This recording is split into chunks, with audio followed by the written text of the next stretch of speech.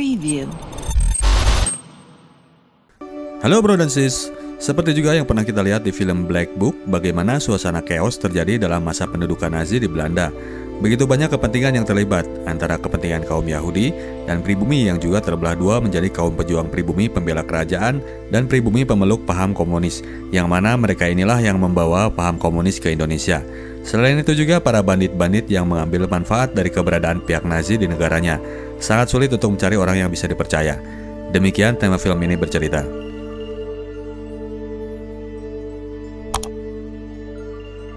Di sebuah desa di Belanda, seorang bocah tiba-tiba terbangunkan mendengar suara bising yang terdengar di luar rumahnya.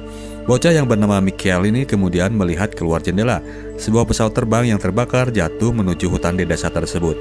Pesawat terbang tersebut adalah pesawat terbang milik sekutu.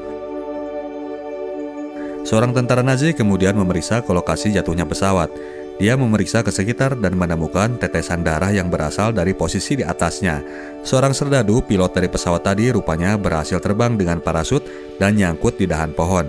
Kedua tentara ini pun saling berhadapan. Serdadu sekutu yang sudah duluan membidikan pistolnya berhasil membunuh si tentara Nazi. Besok paginya pasukan Nazi menginspeksi lokasi jatuhnya pesawat itu. Michael, bocah yang kepo ini, ikutan juga berkunjung ke sana. Dia ditemani dengan seorang temannya yang bernama Theo. Biasa emang, bocah selalu pengen tahu hal yang aneh. Michael dan temannya loncat dan melihat-lihat ke dalam pesawat. Kelakuan mereka kelihatan sama seorang tentara Nazi dan bocah-bocah ini pun lari. Sebelumnya Michael sempat mengambil sebuah jam tangan yang tergeletak di samping rongsokan pesawat. Mereka kabur dengan sepeda dan dikejar oleh tentara Nazi ini. Malang karena kemudian Michael jatuh pas banget di depan seorang tentara Nazi yang sedang jaga di jembatan. Dia pun diciduk. Ayahnya yang merupakan kepala desa dari dusun tersebut kemudian dipanggil dan diberi pesan agar anaknya jaga kelakuan. Michael masih untung ayahnya seorang pejabat di desa itu, yang selama ini selalu menjaga hubungan baik dengan pihak Nazi, sehingga dia pun dibebaskan. Namun demikian, bocah tanggung yang naif ini malah sebel melihat ayahnya salaman sama tentara Nazi. Gak pantas katanya. Malamnya rumah mereka kedatangan paman Michael, yang bernama Om Ben yang sangat ia kagumi. Dia hendak numpang di sana sampai beberapa waktu. Semua anggota keluarga menyambutnya. Terlebih lagi Michael yang sepertinya sangat mengidolakannya. Michael memeriksa koper omnya dan dia melihat bahwa omnya ini seorang dari kelompok pejuang. Besok paginya anak tetangga, kakaknya Theo yang bernama Dirk, datang mencari Michael. Dia hendak menitipkan sebuah surat yang minta ia sampaikan oleh Michael kepada Bertus van Gelder kalau malam ini dia nggak pulang lagi.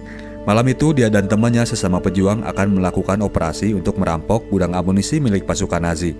Dirk melihat bahwa Michael ini bisa dipercaya karena dia nggak ember waktu kemarin ditanyain pihak Nazi identitas dan alamat Theo. Michael menyanggupi. Malamnya keluarga ini lagi asik menjalani kebersamaan. Sebuah suara gaduh kemudian terdengar di luar. Pasukan Nazi datang melabrak rumahnya Dirk. Michael mengintip dari atas loteng. Ayahnya Dirk diseret dari dalam rumah dan dipukuli. Ayahnya Michael yang kades itu pastinya turun untuk menengahi. Dia dan tentara Nazi kemudian berbincang dan sepertinya berhasil meredakan amarah para tentara itu karena kemudian ayahnya Dirk dilepaskan lagi. Kondisi telah kembali kondusif. Kemudian Johan, ayahnya Michael ini, memberi kabar bahwa Dirk terlibat dalam sebuah perampokan gudang misiu Nazi. Mereka kena diberangus pasukan musuh. 2 orang meninggal dan Dirk ditangkap dan sekarang sedang dipenjara. Johan menanyakan apakah tadi Dirk berbicara tentang suatu hal kepadanya. Michael tutup mulut. Di kamar, dia dan Om Ben membicarakan lagi hal itu. Om Ben mengancam Michael kalau sampai keponakannya itu terlibat dalam situasi perang, ia akan menjita kepalanya. Besoknya, Michael terpaksa harus menyampaikan surat yang dititipkan Dirk kepada Bertus van Gelder. Bertus ini seorang tukang servis sepeda. Michael saat itu belum bisa menyampaikan surat tersebut karena pada saat yang bersamaan, Bertus lagi kedatangan seorang pelanggan. Bertus menyuruhnya untuk balik lagi sore hari. Sore harinya, Michael kembali mendatangi bengkel Bertus dan ternyata kejadian sedang terjadi. Tepatnya Bertus didatangi oleh pasukan Nazi dan Bertus mati ditembak saat itu juga di lokasi tersebut karena mencoba untuk kabur. Michael pun pergi. Bertus pun sudah mati, maka surat itu jadi tanpa pemilik. Akhirnya Michael membuka surat tersebut. Isinya adalah petunjuk dari sebuah lokasi. Michael yang kepo ini kemudian menelusuri tempat yang ditunjuk di surat itu dan dia sampai di daerah hutan. Dia melihat-lihat sekeliling ketika kemudian seseorang dengan todongan pistol menyuruhnya untuk mengangkat tangan dan menanyakan maksud kedatangannya. Michael bilang bahwa ia temannya dari kelompok pejuang, maka dari itu orang tersebut menunjukkan tempatnya yang rupanya berada di sebuah lubang persembunyian yang pintunya tertutup oleh dahan-dahan pohon. Orang yang sedang bersembunyi ini ternyata adalah serdadu sekutu yang kemarin jatuh dari pesawat. Dia berada di persembunyian itu setelah ditolong oleh kawanan pejuang. Kakinya terluka parah. Mereka pun berbincang. Jack, nama pilot ini, kemudian meminta dibawakan makanan oleh Michael. Besoknya Michael datang lagi ke tempat persembunyian Jack dengan sebungkus makanan. Mereka lanjut berbincang. Michael menemani Jack melewatkan waktunya bermain kartu. Kini ia merasa sudah jadi pelindung dari seorang pasukan sekutu. Jack lantas menanyakan cara menuju kota Zwolle dari desa tersebut. Di Zwolle, Jack yang serdadu Inggris ini memiliki seorang kenalan. Michael tahu persis bahwa untuk mencapai kota itu harus menyeberang dengan sebuah perahu jam 3 sore karena pada saat jam tersebut tentara Nazi pada sedang istirahat minum teh. Maka pulang dari sana, dia mendatangi dok perahu tersebut dan menanyakan perihal jam keberangkatan perahu. Perahu itu berangkat tiap hari. Michael memesan agar perahu tersebut standby besok pukul 3 karena kerabatnya ada yang hendak berangkat, begitu alasannya. Si pemilik perahu menyetujui. Michael kemudian pulang ke rumah. Ayahnya yang pejabat itu sedang menguliti seekor kelinci dan ia diminta bantuan oleh ayahnya. Di masa penjajahan di Belanda, suplai makanan saat itu sangat terbatas, terutama daging. Payuhan yang pejabat ini rela harus ngolah kelinci pemberian tetangga agar keluarganya bisa makan daging. Malamnya, Michael seperti biasa kembali kemas-kemas makanan yang akan besok ia kasih kepada Jack. Bahkan daging kelinci yang sangat berharga buat ayahnya, ia bungkus juga. Besoknya ketika Michael sampai di lubang persembunyian, ia melihat Jack sedang mengerang kesakitan. Lukanya tambah parah. Maka dari itu, ia pun bergegas balik menuju desa dan mengajak Erika, kakaknya yang seorang perawat, untuk ikut sama dia. Pertolonganmu sangat dibutuhkan, katanya. Erika ia ajak menuju tempat Jack dan ketika sampai di lokasi TKP, Erika ia tutup matanya agar ia gak mengenali arah menuju tempat tersebut. Mereka pun dipertemukan. Erika merawat luka di kaki Jack yang memang sudah sangat parah karena telat mendapat pengobatan. Jack sampai berteriak kencang ketika Erika mengurus lukanya itu. Jack sudah diurus lukanya. Sebelum Michael pulang, ia menitipkan sesuatu kepadanya. Barang itu harus segera tiba di Inggris. Michael dititipi agar ia bisa mencari orang yang bisa mengirim barang tersebut ke Inggris. Michael menyanggupi. Di rumah ia memberikan barang titipan tadi kepada Om Ben. Om Ben marah melihat Michael ternyata terlibat dengan kegiatan perjuangan. Namun demikian, ia menyanggupi untuk mengirimkan barang tersebut ke Inggris. Besoknya seperti biasa, Michael mendatangi tempatnya Jack. Ternyata saat itu Erika sudah duluan berada di sana. Michael marah karena Erika datang tanpa seizinnya. Mereka kemudian bertengkar. Masing-masing sekarang merasa punya kepentingan untuk bisa menolong Jack. Namun akhirnya Erika yang harus pergi karena saat itu ada hal penting lain yang akan dia dan Jack lakukan. Pelarian Jack menuju dermaga perahu. Michael telah menyiapkan satu sepeda lagi untuk dikendarai oleh Jack. Di tengah jalan, suasana tegang dimulai karena anjing pelacak milik Nazi tiba-tiba menghampiri mereka. Pasukan Nazi sedang bergerak mencari sesuatu di dalam hutan. Rupanya anjing ini mencium bau daging kelinci yang masih tersimpan di tas Michael. Takut anjing ini keburu menggonggong, akhirnya Michael melemparkan daging kelinci itu jauh-jauh agar anjing itu pun ikut menjauh. Mereka melanjutkan goes. Tidak lama kemudian datang satu truk pasukan Nazi. Jack dan Michael harus masuk ke dalam rimbunan pohon agar mereka bisa bersembunyi. Kemudian Jack bersama sepedanya bersembunyi dengan menutup dirinya dengan ranting-ranting pohon. Michael pulang sendiri karena bocah sih pasti aman dari sergapan tentara Nazi. Michael mengikuti arah pasukan Nazi ini, ternyata mereka bergerak ke arah bangkai pesawatnya Jack. Dia melihat bahwa sepedanya Jack ditemukan tentara dan diangkut ke dalam truk. Michael panik. Dia kembali ke tempat tadi Jack sembunyi, ternyata dia sudah nggak ada di sana. Michael pun pulang ke rumah. Malamnya Johan mendapatkan telepon dari pihak Nazi yang mengabarkan bahwa mereka telah menemukan jasad dari tentara Nazi yang tempo hari dibunuh oleh Jack dan kini mereka menginginkan pelakunya. Michael masih tetap tutup mulut. Michael mencoba memeriksa keadaan Jack dan ternyata ia telah kembali berada di lubang persembunyian. Kemarin rupanya bukan sepeda Jack yang diciduk oleh tentara Nazi. Michael mengabarkan bahwa pasukan Nazi telah menemukan jenazah tentara anggotanya di dalam hutan dan sekarang mereka sedang mencari pelakunya. Jack menyesal kenapa ia nggak mengemburkan mayat tersebut. Besoknya pagi-pagi ketika Michael sedang membetulkan sepeda dengan Om Ben, pasukan Nazi mampir ke rumah mereka. Michael melihat bahwa pasukan ini masuk ke dalam rubah mencari ayahnya. Pasukan Nazi meminta Kades Johan van Busekom untuk bertanggung jawab atas kematian tentara yang mati tersebut. Setelah terjadi sedikit pembicaraan, ayahnya kemudian digiring menuju truk tentara. Michael mencoba menyusul ayahnya untuk melepas kata perpisahan. Ayahnya menitip pesan agar ia menjaga dirinya baik-baik. Michael nggak terima ayahnya diciduk oleh Nazi. Dia merasa mereka harus melakukan sesuatu. Selang beberapa waktu, Om Ben pun muncul. Dia mendapat informasi bahwa Johan tidak dimasukkan ke tahanan, tetapi disekap di kantor desa. Maka dari itu, Michael bersama ibunya kemudian bergerak menuju kantor desa. Namun di sana mereka ditolak oleh tentara Nazi. Johan gak bisa dikunjungi. Ibunya Michael sampai teriak-teriak memanggil suaminya, meskipun pada akhirnya mereka tetap harus pergi. Mereka pulang ke rumah dengan kecewa. Om Ben kemudian pergi mencoba untuk mencari jalan agar bisa membebaskan Johan. Saat itu Erika ternyata sudah gak berada di rumah. Michael segera mencarinya. Ternyata Erika sedang berada di lubang persembunyian bersama Jack. Mereka rupanya telah berpacaran. Erika mengadu bahwa ayahnya akan ditembak oleh Nazi. Mendengar hal itu, Jack jadi gak enak. Ia memutuskan untuk menyerahkan dirinya. Niatan itu ditahan oleh Michael. Ia yakin bahwa Om Ben akan bisa membebaskan ayahnya. Jadi Jack tidak perlu untuk menyerahkan diri yang nantinya akan berakhir dengan dia ditembak mati. Malamnya Om Ben pulang dan memberi kabar bahwa ayahnya besok akan dibebaskan. Semua pun bergembira. Besoknya pagi-pagi sekali terdengar lonceng yang dibunyikan dari kantor desa. Suatu kabar yang menyesakan, Kades Johan van Busekom pagi ini ternyata akan dieksekusi bersama 2 orang lainnya. Michael segera goes menuju kantor desa. Di tempat itu, penduduk sudah berkumpul untuk menyaksikan dibunuhnya orang-orang yang dianggap menjadi pemberontak terhadap kedaulatan pasukan Nazi.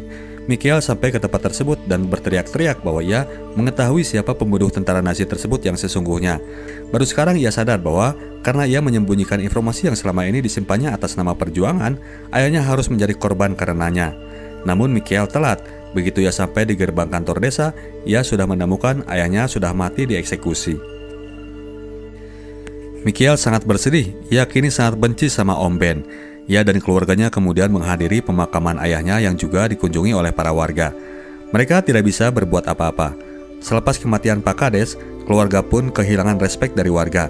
Sepulang dari pemakaman, rumah mereka hancur diobrak-abrik oleh warga yang menjarah rumah mereka. Perhatian Michael sekarang tertuju kembali kepada Jack. Erika hendak meminta bantuan Om Ben agar ia dipindahkan, namun Michael melarangnya. Jack harus tetap diberangkatkan menuju Zwolle jam 3 sore seperti schedule sebelumnya. Obrolan selesai, Michael keluar dari toilet dan ia berpapasan dengan Om Ben.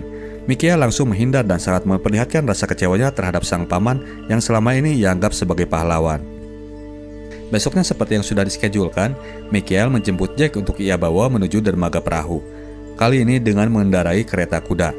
Erika hanya bisa melihat dari jauh ayahnya harus pergi meninggalkannya. Michael mencoba Wallace melewati jalanan di mana di sana para pasukan Nazi sedang lewat agar tidak terlihat mencurigakan. Namun kemudian apes datang. Roda pedati mereka melindas batu sehingga menyebabkan roda tersebut lepas dari tuasnya. Kejadian tersebut berlangsung di dekat dengan para tentara Nazi sedang berada. Para tentara ini kemudian mendekati pedati tersebut. Mereka mencoba menolong Michael memasang kembali roda yang lepas itu. Jack turun kemudian untuk membantu. Sampai kemudian seorang pribumi yang dekat dengan para tentara Nazi datang dan ikut mencoba menolong. Dia merasa asing melihat wajah Jack. Ketika roda pedati tersebut telah berhasil dibetulkan dan Michael kembali jalan, si bapak ini berbisik kepada para tentara. Sampailah mereka di dok dermaga. Pedati telah ikut ditempatkan untuk diseberangkan. Ketika perahunya dipanggil agar ia merapat ke dok, Jack menghentikannya. Ia melihat sebuah pergerakan yang mencurigakan. Michael mencoba mendesak Jack agar segera bersiap, namun Jack menolak. Instingnya sebagai tentara lebih tajam karena kemudian benar adanya. Sekelompok tentara kemudian melepaskan tembakan yang diarahkan kepada mereka. Jack dan Michael kemudian menarik kembali pedati itu dan bergerak kabur dari lokasi tersebut. Kedatangan mereka ternyata telah ditunggu oleh para pihak Nazi. Pedati ini kemudian mencoba kabur sekencang mungkin dalam kejaran 2 motor tandem tentara Nazi. Tembakan-tembakan terus dilepaskan oleh tentara ini. Jarak mereka semakin dekat. Jack kemudian nyebrang dan naik ke atas kuda yang kemudian disusul oleh Michael. Mereka melepaskan keretanya agar bisa bergerak lebih cepat lagi masuk menuju ke dalam hutan. Kereta pedati tersebut tertabrak oleh motor Nazi. Pengejaran mereka terhenti. Namun laju kuda itu harus terhenti juga ketika sang kuda mengalami patah kaki terkilir ketika kuda itu meloncat dan kemudian menginjak duri. Jack terpaksa harus membunuh kuda tersebut agar terlepas dari penderitaannya. Mereka kemudian mengintai pasukan Jerman masih berada di sekitar hutan. Maka dari itu mereka melanjutkan pergerakannya harus di malam hari. Jack ditempatkan di dalam gudang yang berada di halaman rumah Michael. Pada akhirnya kali ini Michael jujur juga sama omnya. Ia menceritakan perihal Jack yang sekarang sedang berada di dalam gudang mereka. Om Ben sangat kaget mendengarnya. Mulai saat ini, Michael dilarang untuk ikut campur lagi. Om Ben yang akan mengurus Jack. Michael pun kali ini menyerah. Esok paginya, Jack sudah bersiap dengan diantar oleh Erika dan Om Ben untuk diseberangkan menuju Zwolle lewat jembatan penyeberangan. Saat momen perpisahan itu, Jack memberinya bungkusan sebagai kenang-kenangan dan Om Ben menyesalkan awal mula dari keterlibatan Michael dalam kasus ini. Harusnya Dirk gak menyuruhnya mengirim surat. Mereka pun pergi. Michael pergi ke rumah dan membuka bungkusan dari Jack. Dia membuka bungkusan tersebut berisi kartu remi yang mereka pakai sewaktu bermain kartu di lubang persembunyian. Michael jadi teringat sesuatu bahwa dia gak pernah membicarakan perihal Dirk kepada Om Ben. Segera ia naik ke loteng dan menggeledah koper milik omnya. Di dasar koper tersebut ada bilah yang dipisahkan sebuah papan. Di sana terdapat dokumen-dokumen Nazi dan majalah yang segala berbau Jerman. Dia juga menemukan jam tangan milik Jack dan paket yang dulu pernah ia titipkan agar dikirim ke Inggris. Ia baru sadar bahwa apa yang ia bicarakan di rumahnya semuanya terbongkar kepada pihak Nazi. Dirk, Bertus, dan jebakan tentara di Dok Dermaga. Om Ben ternyata adalah kaki tangan orang Jerman. Segera Michael membawa sepedanya untuk menyusul mereka menuju jembatan penyeberangan. Mereka semua pada jalan kaki, jadi pada akhirnya bisa tersusul oleh Michael yang ngegoes dengan sepedanya. Sesampai di sana, Michael gak banyak bicara. Dia langsung merogoh pistol yang ada di saku Jack dan menodong pamannya yang selama ini ia anggap pahlawan. Semuanya terheran. Michael melontarkan tuduhan yang tadi baru ditangkapnya bahwa Om Ben adalah mata-mata Nazi. Om Ben tidak bisa mengelak. Terjadi perkelahian antara dia dan Jack dan Om Ben pun tersungkur. Pada akhirnya Jack harus menyeberangi jembatan itu dengan sembunyi-sembunyi. Erika mengalihkan perhatian penjaga, sementara yayangnya ini merayap di kolong jembatan mencoba mencapai seberang. Michael mengamati dari jauh. Saat itu Om Ben mengajak Michael untuk deal-dealan. Dia akan membiarkan Jack lolos lewat ke jembatan asalkan ia dibiarkan bebas. Michael sekarang sudah tidak percaya dengan omnya. Dirk, Bertus, dan ayahnya sudah menjadi korban karena kebrengsekan dia menjadi pengkhianat bangsa. Saat itu, Om Ben menyebutkan bahwa ia sebenarnya sudah berhasil didilan dengan pihak Nazi agar Johann dibebaskan. Tapi ayahnya menolak. Harga dirinya terusik karena dia tidak mau dikasihani oleh seorang pengkhianat yang ternyata adalah adiknya sendiri. Om Ben kemudian meminta disulutkan rokoknya. Michael memberinya dan kemudian sibuk mengamati situasi di seberang. Jack terjatuh ke dalam sungai meskipun pada akhirnya ia bisa berenang mencapai ke tepian dan disambut oleh Erika. Jack akhirnya berhasil lolos. Saat itu Michael nggak sadar bahwa Om Ben telah kabur. Terima kasih udah dikasih rokok hingga si Om Ben bisa memutuskan tali ikatannya ke bara rokok. Michael pun mengejar. Om Ben yang tambun ini larinya nggak seberapa jauh. Dia berhasil ditangkap kembali oleh Michael. Michael kembali menodong omnya.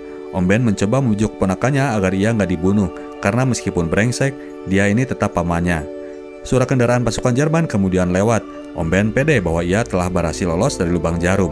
Ia nggak pernah bisa menduga bahwa ponakannya akan berani membunuhnya karena ketika ia belok arah bermaksud untuk pergi, Michael nggak segan untuk membunuh pamannya tersebut. Karena kekejaman perang, Michael yang bocah ini harus kehilangan ayahnya sekaligus juga pamannya dan membuatnya sekarang menjadi seorang pembunuh. Beberapa waktu kemudian, momen ketika pasukan Jerman menarik diri dari Belanda. Seluruh warga bersuka cita. Mereka turun ke jalan untuk melakukan konvoi. Bahkan Erika pun ikut bergembira karena suratnya Jack dari Inggris telah datang juga. Hanya ada satu anak yang terlihat tidak menikmati momen kemerdekaan itu. Michael sedang murung sendiri. Sekarang momen kemerdekaan ini tidak ada artinya lagi baginya. Ayah dan pamannya kini sudah tiada. Kita tim Sinetalk cabut dulu. Sampai jumpa di video kita selanjutnya. Ciao.